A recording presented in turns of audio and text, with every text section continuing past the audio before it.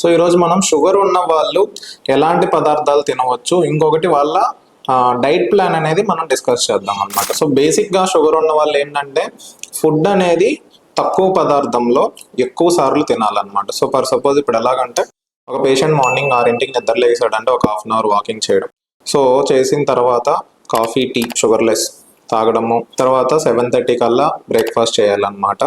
So breakfast చేస్తూ meanwhile water కొంచెం ఎక్కువ తాగుతూ ఉండాలి. ఇంకొకటి 11 కల్లా కూడా ఒక ఫ్రూట్ కానీ లేకపోతే ఏదైనా డ్రై ఫ్రూట్స్ ఇవి 11-11:30కి తినొచ్చు. ఇంకొకటి 1:30 కల్లా లంచ్ చేయాలండి.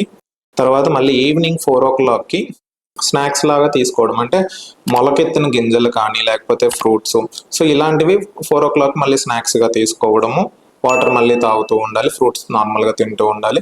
సో మళ్ళీ 7:30 to 8 కల్లా కూడా వాళ్ళ డిన్నర్ చేసేయాలన్నమాట. సో వాళ్ళ స్లీప్కి డిన్నర్కి మినిమం 3 hours గ్యాప్ అనేది ఉండాలి.